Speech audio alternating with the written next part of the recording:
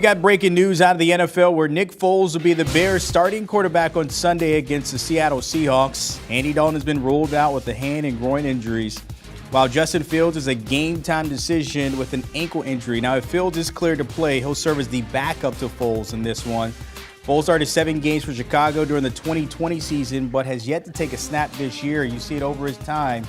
He was really good with the Eagles, 25-13, but with everybody else just 7-16 there with the Bears, Jags, Chiefs, and Rams. So we'll see how this pans out for Nicks Foles, now back as QB1 with the Bears.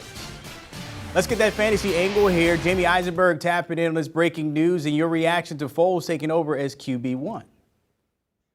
Go make sure the Seahawks DST is not available in your leagues. Go pick them up, and if they get a chance to start them, should be a good situation. Look, this is a bad Bears team, as we've seen.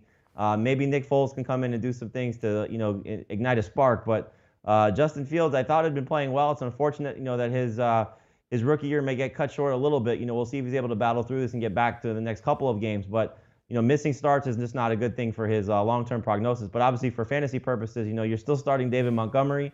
You should still be considering Cole Kmet and Darnell Mooney, but it's just not the same type of upside.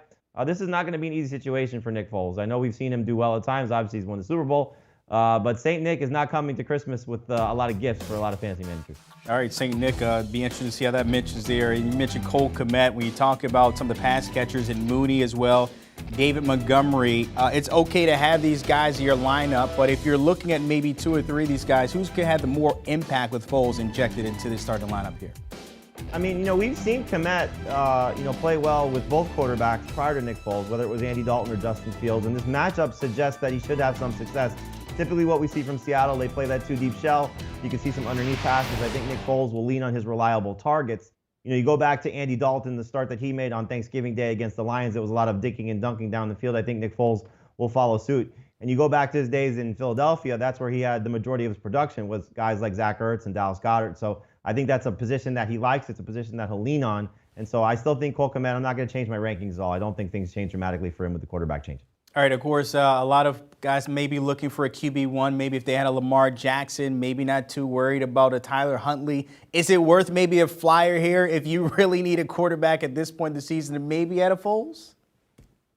It's a really weird week of quarterbacks because, you have the setup for, Mahomes losing his guys. You have Tom Brady down his guys.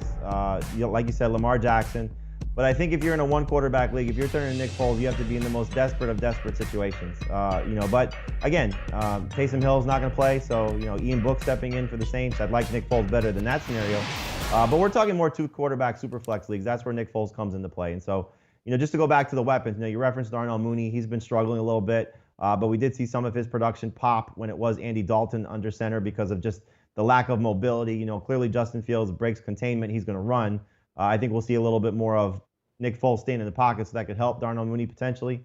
And then I think if I'm Matt Nagy, who clearly is not going to be the head coach of the Bears next year, I'm just going to feed David Montgomery as much as I can. So hopefully he's still going to be fine. All right, we'll see what happens there. Appreciate your time. Jamey Eisenberg with the breaking news here. Nicks Foles is QB1 for the Bears as always, my friend. Appreciate your time.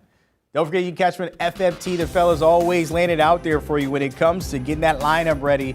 I mentioned earlier today, hey, look, there's playoffs, there's championship games going on. I even asked Jamey myself earlier before we got on here, who do I need to start? That's where you find out. Just download, give the guys a follow. They're always on the money.